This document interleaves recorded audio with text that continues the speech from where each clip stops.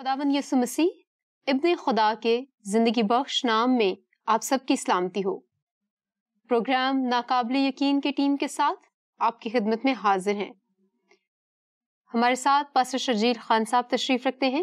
Pastor साहब, गुज़िश्ता हफ्ते हमने प्रोग्राम के आखिर में एक बहुत खूबसूरत बात सुनी और वो ये थी कि मुखालिफ मसीह के मुतालिक इंसान की कुछ तवक्कुआत हैं।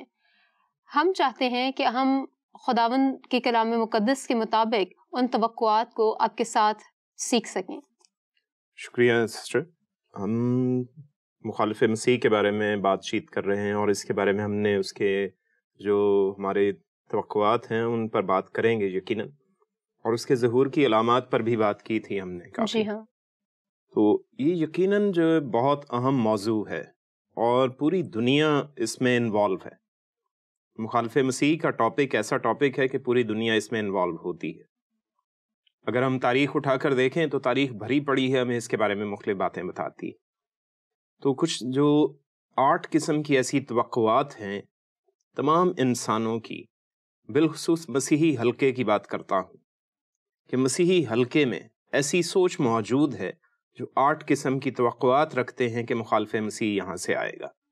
वो कौन होगा, कहाँ से आएगा, ये खुसूसी तौर पर ये सवालात हैं जिनको एक लफ्ज़ में मैंने तवक्को की बात की। जी हाँ। कि हम इसको एक लफ्ज़ कह सकते हैं कि मुखालिफ मसीह के मुतालिक तवक्को क्या है जी। या तवक्कुआत क्या है। तो इसमें 8 किस्म की तवक्कुआत हैं।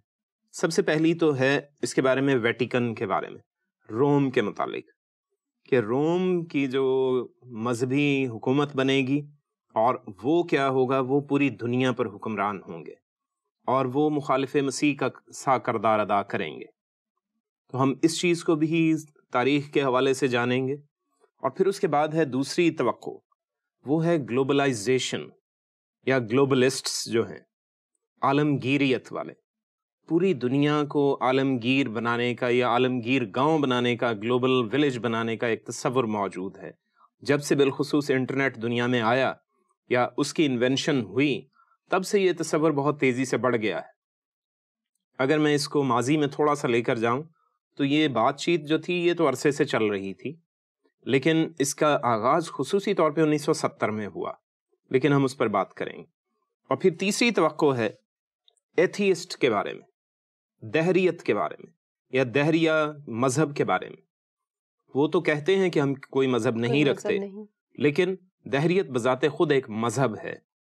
जब किसी चीज़ को या किसी रस्ते को अपनाया जाता है, जिंदगी बसर करने के रस्ते को, तो रास्ता जो है वो फारसी में मज़हब कहा जाता है, तो इसलिए वो एक मज़हब है।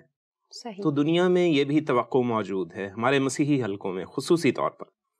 और फिर चौथी तवक्को है ज्यूश कंसेप्ट। यहूदियों के बारे में ये तवक्को की जाती है कि यहूदियों में से मुखालिफ मसीह उठेगा।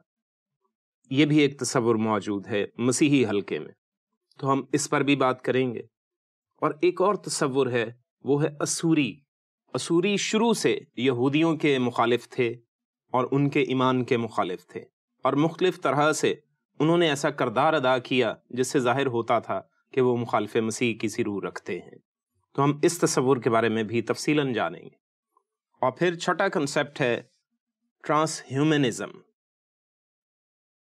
यानी इंसान की तब्दीली, इंसान को बदल कर मशीन बनाना, इंसान को बदल कर उसमें दूसरी और चीज़ों की शमूलियत करके, यानी दूसरी और चीज़ों से मुराद दूसरी मखलूक़ात हैं, सही, कि उनका मजमुआ बनाकर एक नई सुपर ह्यूमन शख्सियत बनाना। तो ये भी एक तस्वुर मौजूद है। तो ये 7वां कंसेप्ट है। सही। और उसके बाद 8वां कंसेप्ट जो है वो एक नेफलीम का है, कि एक नेफलीम आएगा जिसे निफालीम कहा जाता है, या एक जो है वो जैसे देवजाद पहले से मौजूद थे जिस दौर में, जैसे कि जाति जूलियत जिसे हम कहते हैं, और अनाकीम थे या एमीम थे, जमजमीम थे। तो उन सब के बारे में जो मुख्तलिफ तस्वुरात बाइबल मुक़द्दस में मौजूद हैं, तो वैसा ही तस्वुर एक मौजूद है। जैसे गुज़िश्ता प्रोग्रामों में से किसी में हमने बात की थी नमरूद के हवाले से, जी हाँ, कि वो भी एक नेफलीम बन जाता था जी।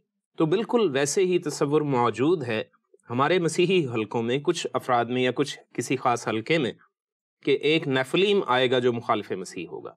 ये 8 किस्म के ऐसी तवक्कुआत हैं جو مخالف مسیح کے متعلق ہیں. تو ان سب باتوں کو سمجھنے کے لیے ہمیں ان کی ڈیٹیل ہر ایک کی الگ الگ سے جاننا ضروری ہے، یا اس کی تفصیل سمجھنا ضروری ہے. تو ہم آج گلوبلائزیشن پر بات کریں گے، عالمگیریت پر بات کریں گے.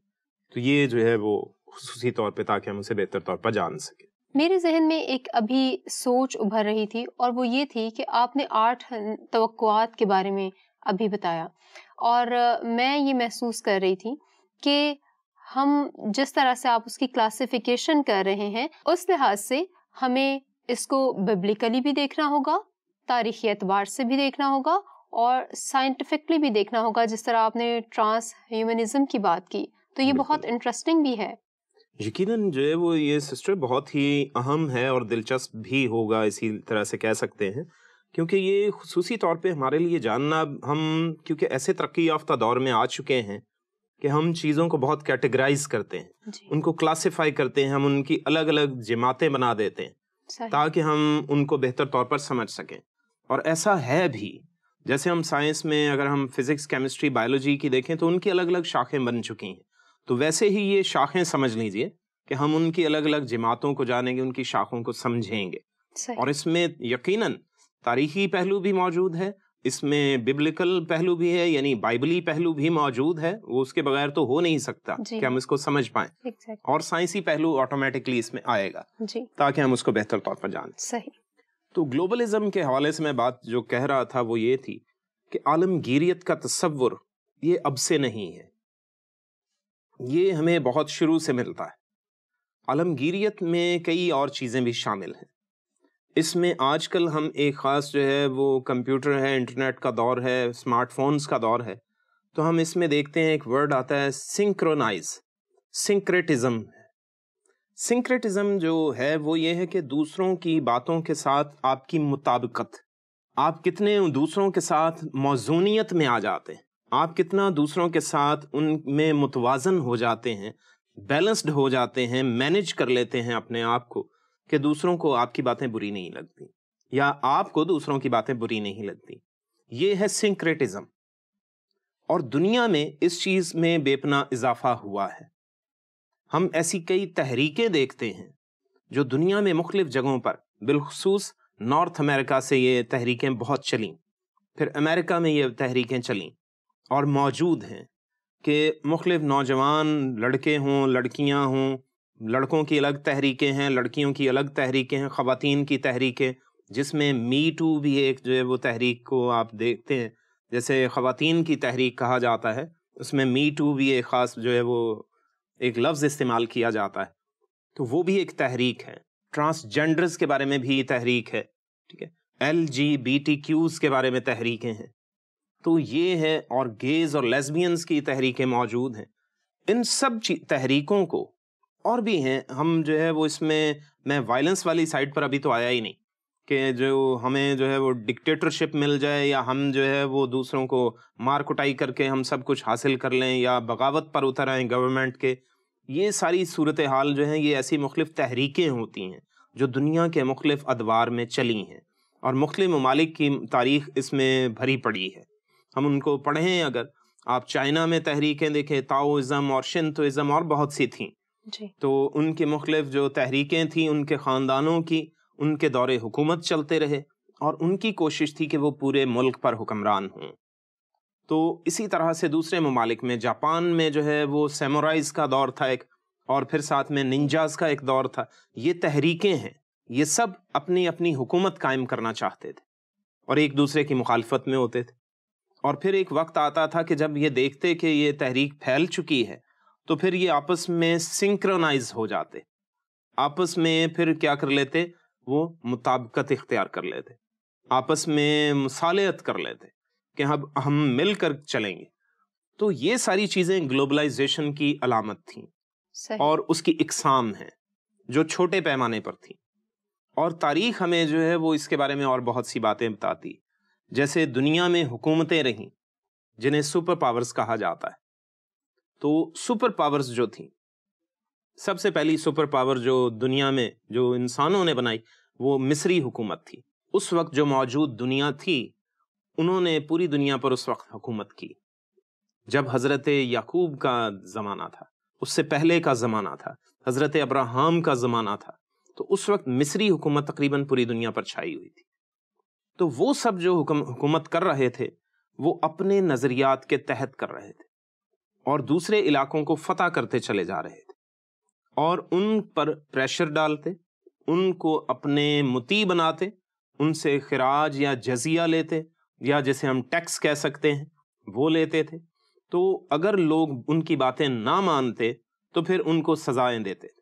صحیح. تو اور زیادہ تر لوگ ایسا ہی کرتے کہ ان کے ساتھ سنکرونائز ہو جاتے، ان کے ساتھ مطابقت اختیار کر لیتے. کس طرح سے؟ ٹیکس پے کر کے، صحیح. اپنی جان بچانے کے چکر میں، یا ان کی باتوں کو جو آپس میں ڈسکس کرتے، بڑے بوڑھے بیٹھتے جنہیں ہم جو ہے وہ بزرگ کہہ سکتے ہیں یا سمجھدار لوگ بیٹھتے، ان کے سیاسی رہنما اور مذہبی رہنما علاقے کے مل کر بیٹھتے اور آنے والی جو گورنمنٹ ہوتی یا حکومت تھی اس کے بارے میں وہ ڈسکس کرتے کہ کس طرح سے ہم ان لوگوں کے ساتھ سنکرونائز ہو جائیں تاکہ ہمارا نقصان نہ ہو. ٹھیک. تو یہ طریقہ کار اختیار کیا جاتا. تو اس طرح آپ پوری دنیا میں مختلف موویز دیکھ لیں، مختلف کتابیں پڑھ لیں، تاریخ کی کتابیں پڑھ لیں یا مختلف ناولز پڑھ لیں، تو آپ کو یہ باتیں مختلف جگہوں پر ٹکڑوں میں بہت سی باتیں مل جائیں گی جن کو آپ جوڑ کر ایک کہانی بنا سکتے ہیں. یعنی ایک مکمل واقعہ یا مکمل گلوبلائزیشن کے یا عالمگیریت کے پورے مرکز کو آپ سمجھ سکتے ہیں. اور میں نے جیسے بتایا کہ یہ تاریخ شروع سے ایسا کرتی چلی آ رہی. تو میں آپ کو پیچھے ایکچولی اس طرح سے لے کر جا رہا ہوں کہ جہاں پہ ہم دنیا کی حکومت کی آغاز کی طرف جائیں جو گلوبل آرڈر رکھتی تھی یا گلوبل ورلڈ آرڈر رکھتی تھی. لیکن اس سے بھی پیچھے نمرود کی پھر بات کروں گا کہ اس نے سب سے پہلے ایک گورنمنٹ قائم کی تھی، وہ سب سے پہلا بادشاہ بھی ہوا. اور جب اس نے حکومت کرنا شروع کی تو اس وقت جو ہے وہ جتنے بھی افراد تھے، جتنے بھی لوگ تھے، آبادی جتنی بھی تھی، اس پر وہ ایک ہی حکمران تھا. لیکن تاریخ بتاتی ہے کہ کچھ لوگ اس سے ہٹ کے بھی رہتے تھے جو حضرت آدم کے بیٹے سیت کی نسل سے تھے.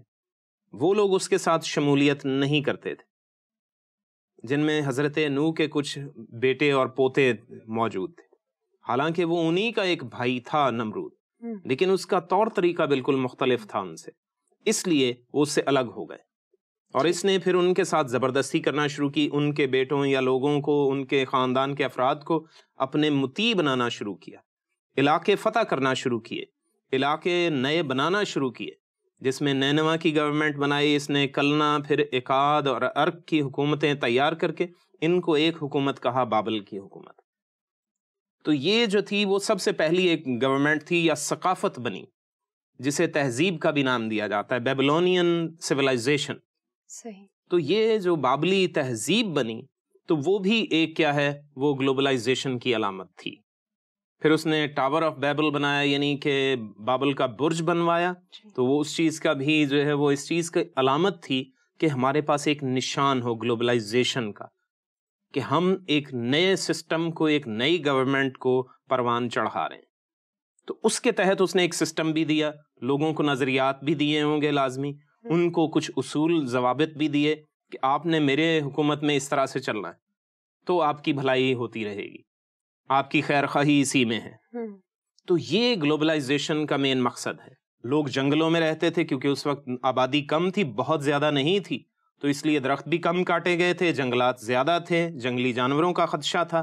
تو اسی چیز سے بچاؤ کے لیے بھی لوگوں نے کہا ہوگا چلو اس کے پاس حکومت ہے، اس کے پاس آرمی موجود ہے جو ہماری پروٹیکشن کرے گی. تو اس پروٹیکشن کو بنیاد بنا کر اس نے لوگوں سے سنکرونائز کروانا شروع کیا اور لوگ اس کے ساتھ سنکرونائز ہوتے چلے گئے. تو یہ سنکریٹزم کا سلسلہ وہاں سے چلنا شروع ہوا، یہ مطابقت اختیار کرنے کا کیا ہوا، سلسلہ شروع ہو گیا. تو یوں آبادی بڑھتی چلی گئی اور وہ ایک حکمران ان کا بنتا چلا گیا. تو گلوبلائزیشن وہاں سے پروان چڑھتی ہے اور اس میں پھر مختلف طریقہ کار انہوں نے اختیار کیے. پھر میں نے جیسے بتایا مصر کی حکومت آئی، مصریوں نے بھی ایسا ہی کیا. جب حضرت یوسف حکمران بنے ہیں مصر میں تو فرعون کے بعد وہی حکمران تھے جی، اور ان کو فرعون کا بھی باپ کہا جاتا تھا. انہوں نے ٹائٹل اپنے لیے بتایا بھی کہ لوگ مجھے فرعون کا باپ سمجھتے ہیں. صحیح. تو اس کی وجہ کیا تھی کیونکہ ان کے پاس جو ہے وہ نالج اور انڈرسٹینڈنگ بہت زیادہ ہے.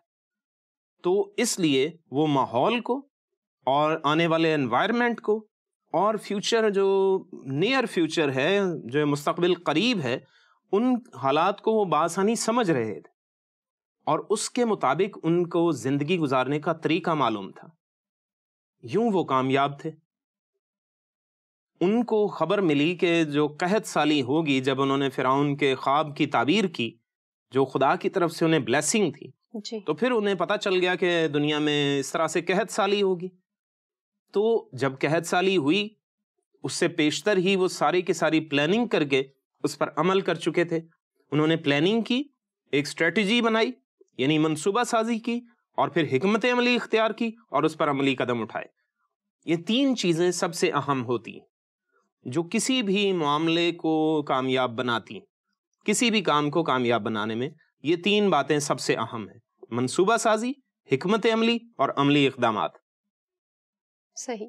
تو اب انہوں نے ایسا ہی کیا تھا، اور 7 سالہ قحط میں انہوں نے اتنا راشن جمع کر رکھا تھا کہ اپنے ملک کے لوگوں کے لیے بھی کافی تھا اور پوری دنیا کے جو باقی لوگ ان سے خریدنے آتے تھے ان کے لیے بھی کافی تھا. پھر بھی بچت ہی بچت تھی ان کے پاس. تو سوچئے کہ یہ ہے گلوبلائزیشن کا ایک سمپل میتھڈ. تو اس طرح سے گلوبلائزیشن وہاں پر بھی ہو رہی ہے. دوسروں کی جو ضرورت ہے آپ وہ پرووائڈ کر رہے ہیں. صحیح. یہ کامرس کا بھی ایک سمپل اصول ہے. جی. ٹھیک ہے کہ آپ جو اشیاء صرف ہیں وہ آپ ان کو مہیا کر رہے ہیں، پرووائڈ کر رہے ہیں. جی. ٹھیک ہے. تو جو انصراف ہو رہا ہے انہیں وقت پر انہیں مہیا کیا جائے. اب قیمت اس میں آپ کیا رکھتے ہیں یہ آپ کی مرضی. صحیح. صحیح. جی. تو یہی چیز دیکھتے ہوئے انہوں نے ایسا ہی کر رکھا تھا. یہ گلوبلائزیشن ہے، یہ عالمگیریت ہے. اور لوگ دور دور کے ممالک سے ان سے اناج خریدنے آتے تھے، غلہ خریدنے آتے تھے. حضرت یعقوب اور ان کے بیٹے بھی اسی طرح سے آئے تھے ان کے پاس. جی ہاں. ٹھیک ہے. پہلے وہ پہچانتے نہیں تھے، لیکن جب بعد میں پہچان گئے تو الگ بات ہوئی. تو یہ سلسلہ ہے گلوبلائزیشن کا. تو تاریخ ہمیں بتاتی ہے، بائبل مقدس ہمیں اس کی بنیادی گواہیاں دیتی کہ اس طرح سے گلوبلائزیشن ہوئی. انہوں نے امن کا پیغام دے رکھا تھا. حضرت یوسف کے زمانہ میں جو گلوبلائزیشن ان کے وسیلہ سے ہوئی، اور دنیا کے دوسرے ممالک میں یا دنیا کی دوسری جو گورنمنٹ یا سویلائزیشن تھیں جو بعد میں ان سے آئیں یا پہلے ان سے تھیں، انہوں نے دوسرے طریقے سے گلوبلائزیشن پھیلائی. انہوں نے امن اور سلامتی نہیں رکھی. حضرت یوسف نے دنیا میں امن ہی قائم رکھا. وہ چاہتے تو دنیا کے دوسرے علاقوں پر قبضہ کر سکتے تھے. ان کو اناج کے بہانے انہیں کہتے ہمیں اپنی ساری زمینیں، اپنے ممالک جو ہے بیچ دو. جی ہاں. تو وہ ایسا کر سکتے تھے اور ایسا ہوتا بھی، تو کوئی غلط بھی نہ ہوتا اتنا. بالکل صحیح. لیکن انہوں نے ایسا نہیں کیا. یہ ان کے ایک اچھے کردار کا واضح اور مثبت پہلو تھا. جو فرعون ہے اس کا طریقہ اور طرز معاشرت دیکھ لیجئے آپ، وہ بالکل مختلف ہے. وہ بنی اسرائیل قوم کے ساتھ انتہائی برے رویے سے پیش آیا. اس نے ان کو غلام بنا لیا کیونکہ وہ اس کی قوم نہیں تھی، اس کے لوگ نہیں تھے، اور اس وجہ سے اس نے ان کے ساتھ انتہائی برا رویہ کرنا شروع کر دیا اور ان کو اپنے مطیع بنا کر ان سے زبردستی بیگار میں کام لینے لگا، فری میں کام ان سے لینے لگا. یہ گلوبلائزیشن کا ایک نیگیٹو پہلو ہے، منفی پہلو ہے، اور ایسا ہوا. اسی طرح سے آگے بڑھتے چلے جائیں، اسے آزادی مل گئی، وہ تو ہم سب اس بات سے واقف ہیں. جی ہاں. پھر بعد ازاں دوسرے ممالک نے اسی طرح سے حکمرانی کرنی شروع کی. بنی اسرائیل قوم اپنے ملک میں آ گئی، اور پھر دوبارہ سے بابل کی ایک اور حکومت اٹھتی جس میں نبوکد نظر بادشاہ ہے. لیکن اس سے پیشتر جو قریبی ایک حکومت تھی وہ اسوریوں کی حکومت تھی، جو شام اور عراق کے علاقے کے کچھ علاقے پر حکمران تھی، جس کے پاس لبنان، یمن، اردن، موجودہ جو علاقے ہیں یا موجودہ جو ممالک ہیں، یہ سب اس کے پاس حکمرانی میں تھے اور وہ ان پر حکمران تھے. جس میں تلگت پلاسر ہے اور سالمنیسر ہیں. یہ بادشاہ جن کے نام موجود ہیں، ہم ان کے پورے ناموں کی تفصیل بتانے کی ابھی ضرورت نہیں، ہم اس سے واقف ہیں. جی. یا ہم تاریخ اس کے بارے میں پڑھ سکتے ہیں. انہوں نے بنی اسرائیل قوم میں سے جو 10 قبائل جو شمالی علاقہ جات میں تھے، ان کو 721 قبل مسیح میں غلام بنایا، اسیری میں لے کر گئے، اور اس طرح سے یہ گلوبلائزیشن کا ایک طریقہ کار تھا. اور ان کا طریقہ کار بہت خوفناک تھا. دوسروں پر جب حملہ کرتے تھے تو بہت برے طریقے سے. ہم کئی پروگرامز میں اس بارے میں بات کر چکے ہیں. یہ جتھے بنا کر حملہ کرتے, کوئی یعنی آرڈرڈ فارم میں یا ملٹری کا جو طریقہ کار ہوتا ہے باترتیب کام کرنا یا باترتیب آگے بڑھنا, وہ اس کے مطابق کام نہیں کرتے تھے. بس جتھے بنا کر یہ گروہ کی صورت میں نکل آتے تھے اور یہ حملہ کر دیتے تھے, اور وحشی یہ بروٹ مانے جاتے تھے, تو یہ وحشیوں کی طرح لوگوں کے ساتھ ٹریٹ کرتے تھے. خیر, تو یہ ان کا گلوبلائزیشن کا طریقہ کار تھا. اس کے بعد یعنی بابلی حکومت آتی ہے جس میں نبوکد نظر 1, 2 اور بیلتشزر لوگ موجود ہیں. تو انہوں نے بنی یہودا, جسے جو ساؤدرن کنگڈم یا جو جنوبی حکومت تھی بنی اسرائیل کی, جس میں 2.5 قبیلے یا 2 قبیلے کہے جا سکتے ہیں, تو وہ ان کو یہ اسیر بنا کر لے گئے, ان کو غلام بنا کر یہ لے گئے. تو انہوں نے بھی گلوبلائزیشن کا یہ طریقہ کار جو کہ نیگیٹو انداز ہے وہ اپنایا. تو اس کے منفی اثرات بڑھتے چلے جاتے ہیں. لوگوں میں سوچ ایسی پنپنا شروع ہو جاتی ہے, ان کی جبلت ایسی بننا شروع ہو جاتی, جس کو ہم آج کل تو فطرت کہتے ہیں لیکن ایکچولی وہ فطرت نہیں ہوتی, وہ جبلت بن جاتی ہے کہ وہ انسٹنکٹ بن جاتا ہے انسان کا کہ ہم نے دوسروں کے ساتھ ویسے ہی پیش آنا ہے جیسے میرے ساتھ رویہ ہوا. تو یہ سوچ لوگوں میں, دنیا کی اقوام میں اور پھیلتی چلی جا رہی تھی, کیونکہ جہاں پر بھی یہ جاتے بابلی لوگ, یہ وہاں تاخت و تاراج کرتے تھے, تباہی مچاتے چلے جاتے. شیر ان کا مذہبی کہہ لیجیے اور قومی نشان بھی تھا, اور وہ شیر جیسے کہ یعنی تباہی مچا کے اپنے شکار کو مارتا ہے, تو اس انداز میں وہ سوچتے تھے. اور بالخصوص جب شیر آدم خور ہو جائے تو وہ انسانوں کو بہت برے طریقے سے مارتا ہے. وہ اپنے جو شکار کو مارنے کے لیے وہ پھر جانوروں کا شکار نہیں کرتا, وہ کوشش کرتا ہے لوگوں کے علاقوں میں جہاں پہ انسان بستے ہیں, انسانی بستیوں میں یا گاؤں میں یا جو بھی علاقے اس کے قریب ہوں, تو ان میں وہ چھپ کے آتا ہے اور چھپ کے حملہ کرتا ہے. تو شیر کی ویسے یہ فطرت نہیں ہے, حالانکہ شیر جو ہے وہ سامنے حملہ کرتا ہے اور جو ہے وہ لوگوں کو للکار کے حملہ کرتا ہے, یعنی اپنے شکار کو للکار کے حملہ کرتا ہے. بہرحال تو بابلیوں نے اس طرح سے کیا. رومیوں نے 162-164 قبل مسیح میں ان یونانیوں سے حکومت چھین لی تھی. 333 قبل مسیح میں سکندر اعظم کی ڈیتھ ہو چکی تھی, لیکن اس کی حکومت 4 حصوں میں تقسیم ہو گئی. 4 جرنیل جو اس کے انڈر کام کرتے تھے, پھر انہوں نے دنیا کے مختلف علاقوں پر حکومت کرنا شروع کی, اور انہوں نے گلوبلائزیشن کو پھر جو ہے وہ تقسیم کیا. اور اس کے بعد پھر رومیوں نے سر اٹھایا, اور رومیوں نے جو مغربی حکومت تھی اس نے سر اٹھا کر ان سب کو کیا کیا, اپنے مطیع بنایا.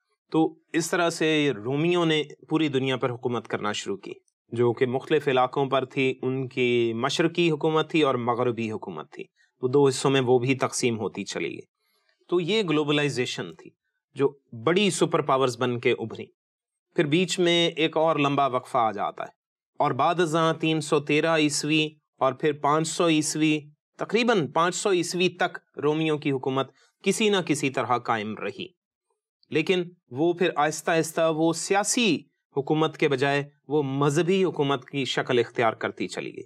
تو جو گلوبلائزیشن ہوئی تھی وہ اس نے نیا رنگ لینا شروع کر لیا. تو پھر دنیا میں اور اقوام جو تھیں وہ آج سے 1500-1600 سال پہلے وہ انہوں نے بھی کافی نالج حاصل کی, کافی علم حاصل کر لیا تھا, تو اس وجہ سے انہوں نے اپنے اپنے طریقہ کار اپنانا شروع کر لیا. تو یہ ایک گلوبلائزیشن کا نظام تھا. اور بعد ازاں پھر دنیا میں ایک بڑا لمبا عرصہ جو ہے وہ ایک اور سلسلہ چلتا رہا. پھر اسلامی حکومت آتی ہے جو 712 عیسوی میں, یہ پوری دنیا پر تقریباً ہو چکی تھی, آدھی سے زیادہ دنیا پر. جتنی رومیوں کی حکومت تھی یہ اتنی ہی زیادہ جو ہے وہ ان کی حکومت تھی. لیکن اس کے ساتھ ہی جو علاقے چائنا اور جو منگولیا کے علاقے تھے, یہاں پر یہ چنگیز خان کی حکومت بہت تیزی سے پھیلی. اس نے بھی بہت علاقوں کو فتح کیا, اس نے بھی آدھی دنیا پر حکومت کر لی تھی, بہت تیزی سے آگے بڑھا تھا. لیکن پھر اسلام نے پھر کیا کیا کہ اس کی حکومت کو پیچھے ہٹایا اور آدھی سے زیادہ دنیا کو فتح کیا, اور یہ گلوبلائزیشن پھیلتی چلی گئی, اور بالآخر اس کی حکومت بھی ختم ہو گئی. اور ہم موجودہ ماڈرن زمانے میں جب پہنچتے ہیں تو ماڈرن زمانے میں انگریزوں نے حکومت کی, تقریباً 200 سال تک پوری دنیا پر حکومت کی. ہم دیکھتے ہیں 1947 میں جیسے پاکستان آزاد ہوا اور دوسرے ممالک، چائنا آزاد ہوا، پھر بعد ازاں پھر ہانگ کانگ آزاد ہوا، یعنی کہ دنیا کے دوسرے ممالک بھی آزاد ہوئے، افریقہ اور بہت سے ممالک. تو یہ گلوبلائزیشن ہوتی چلی. 1900 میں پھر ایسا ہوا کہ ان کی حکومت کا خاتمہ ہونا شروع ہو گیا اور پہلی عالمی جنگ ہوتی ہے. تو پہلی عالمی جنگ کے دوران ہی لوگوں میں خاص تصور پیدا ہو گیا کہ ہمیں مل کر رہنا چاہیے، ہمیں کسی ایک حکومت کے تحت نہیں بلکہ ہمیں آپس میں مل کر رہنا چاہیے. جو سرکردہ رہنما تھے دنیا میں، قائدین تھے، انہوں نے آپس میں مشورہ جات کرنا شروع کیے. اور پھر دوسری عالمی جنگ تک کا دور آ جاتا ہے. ہٹلر نے الگ ایک جو ہے وہ ہنگامہ کھڑا کر رکھا تھا. تو اس کے دور میں پھر کیا ہوا کہ علماء نے اور جو رہنما تھے انہوں نے مل کر مشاورت کی اور آپس میں مشورہ کیا کہ ہم ایک ایسا نظام قائم کریں جس کے ذریعے ہم امن سے رہ سکیں. تو پھر اقوام متحدہ بنتی ہے.